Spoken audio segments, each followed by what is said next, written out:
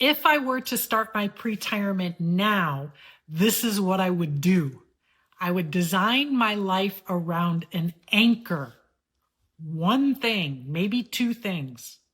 My name is Amy Palmer. I am your Gen X big sister. This is part 4 of a 5-part series where I talk about if I was doing this now. I started my pre-retirement 4.5 years ago. And spoiler alert, I've created an amazing life. I'm feeling full of joy and healing and abundance and fulfillment. And I'm still earning money, even though I'm working towards retirement, like all the things. So in this series, I'm sharing what I would do if I was starting from scratch and starting it all over. Back when I started, I did not have anyone guiding me through it. I didn't have a community. I wish I had had a community of other women who are also going through it. That would have been very helpful. Some sort of framework, some sort of guidance, some sort of direction. And so that's why it's my mission to provide that for you. So coming up with your anchor, let's talk about that. Most of us have built our lives out of obligation and expectation.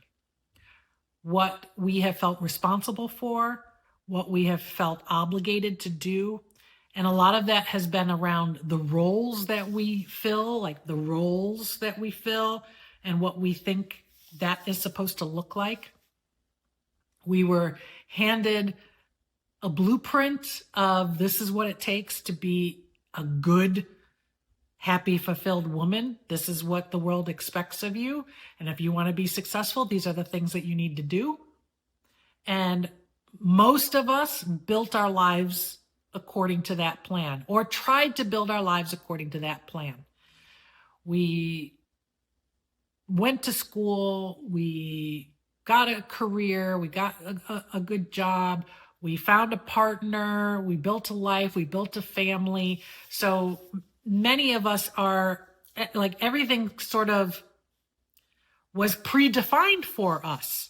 We followed this path. We had sort of these touchstones along the way of these milestones that we were trying to achieve, college, marriage, family, children, grandchildren, retirement.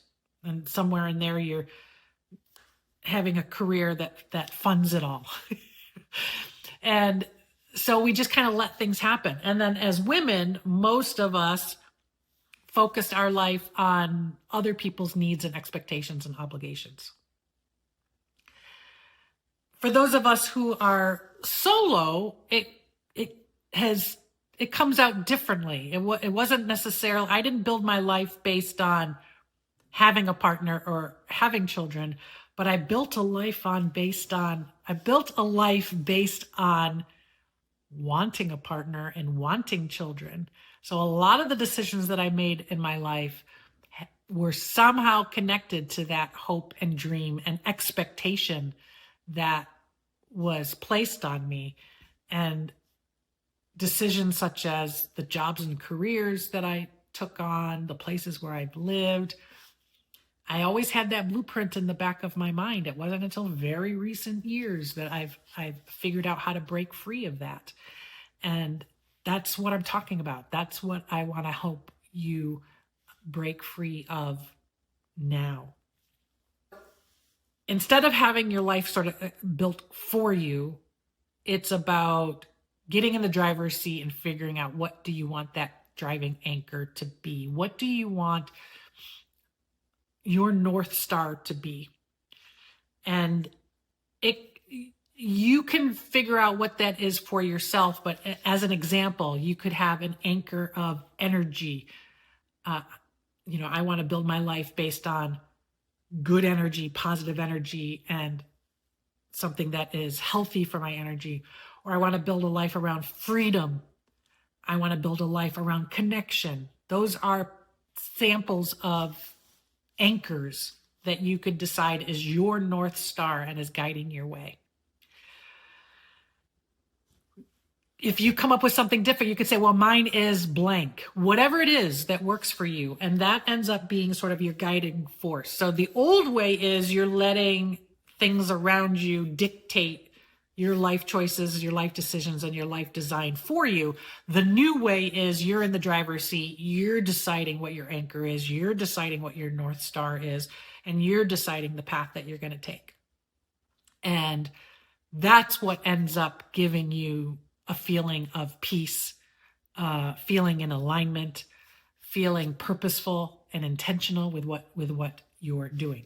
As an example, let's talk about the example. So if you were building a life and your anchor was energy, you would be asking yourself, all right, just like we talked about in the previous earlier video when we talked about the energy audit, which areas of your life is draining your energy and what is filling your energy? What do you need to let go of because it's negatively impacting your energy? What do you need to add to your life to feed you more energy, to make you feel on a higher vibration energetically? So crafting a life that's going to do that for you and help you and move with you instead of against you. So that would be using energy as sort of like a grounding pillar. The example of freedom. So the freedom is one of the anchors that I chose for myself. At the end of my sabbatical, I was privileged enough to be able to take a pretty significant break that I planned for. Took a lot of planning to get there. Took a significant break to do the previous steps that I talk about. I took a break, got quiet, got still, did an audit, figured out my financial situation, and then got some clarity around what my anchor was. The thing that was clear at the end of my sabbatical was I wanted to build a life design around freedom and connection. And I'll talk about connection in a second.